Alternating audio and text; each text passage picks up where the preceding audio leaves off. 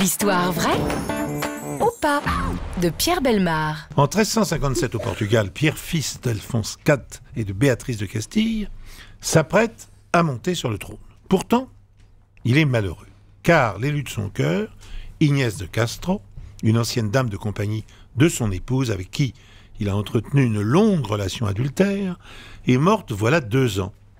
Et Pierre n'arrive pas à l'oublier. C'était l'amour de sa vie, la seule et l'unique.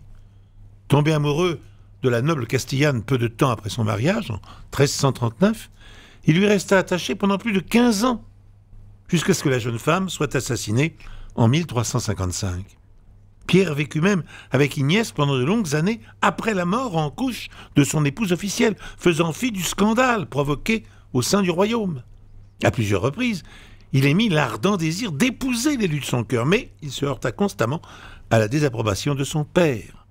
Pierre d'ailleurs le soupçonne d'être l'instigateur de l'assassinat d'Inès. Alors, Pierre, devenu roi, Pierre Ier du Portugal, fait ce qu'il rêvait de faire depuis longtemps.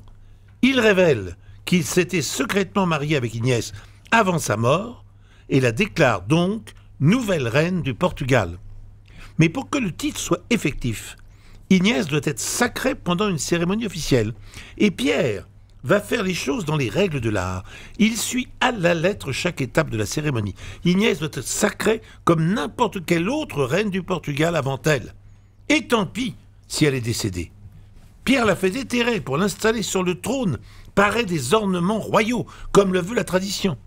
Il exige ensuite que chacun des membres de la cour lui baise la main en signe d'allégeance. Enfin, il lui offre son dernier repos dans son tombeau, qui avait 2 places, et il est dans le cœur de la chapelle du monastère d'Alcobaça, au Portugal. Ah, c'est beau. Ah, c'est beau. C'est beau, c'est beau. Ah, bah si, c'est beau. Ouais. C'est une preuve d'amour immortel. Il y avait une drôle d'ambiance à la cérémonie. Hein. Non, mais quand même, moi, j'étais pas là. Il paraît qu'ils ont mis la fiesta de Patrick Sébastien.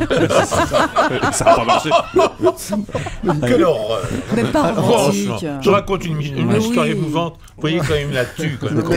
Thomas Hervé. Baiser la main d'une morte qui a la rigueur cadavérique, a priori, c'est pas possible, puisqu'elle peut pas bouger. Donc moi, j'y crois pas. Non, si, Bon, si, bah, ça non, c'est rien le du médecin tout, ça. légiste. Bah oui, De ça quoi va. Exactement. Un petit peu de Saint-Ol, ça passe. Bah oui. Vous, Jean-Luc. Non, je pense qu'il a peut-être déclaré la reine morte, mais je pense pas qu'il ait procédé à toute la cérémonie et qu'on ait été obligé de baiser ses pieds. Ah bah ça, je pense que si. Moi, ça, je pense que Ouais. ça, c'est vrai. Valérie. Moi, j'y crois de A à Z. Je Merci. trouve ça très beau. Toi, en tu es plus. très naïve aussi. Ouais. Guillaume, est-ce que vous y croyez, vous? Ouais, mais faut pas se la péter non plus, quoi. Pierre, est-ce qu'elle est vraie, cette histoire? Alors, elle est entièrement vraie, sauf un détail. Ah. Sauf un détail, c'est que il l'a enterrée face à son tombeau, mais dans le sien, pas un tombeau à 2 places. Vous voyez ce que je veux dire? Ah, d'accord. Voilà, hein, bon. Donc, elle a été enterrée face à lui, qui est mort après, bien entendu, mais les 2 tombeaux sont face à face. Mais C'est le seul point de voilà, détail c'est qui est le seul faux. point de détail qui est faux. Europe 1, les pieds dans le plat, Tous les jours, 10h30, 12h30. Cyril Hanouna.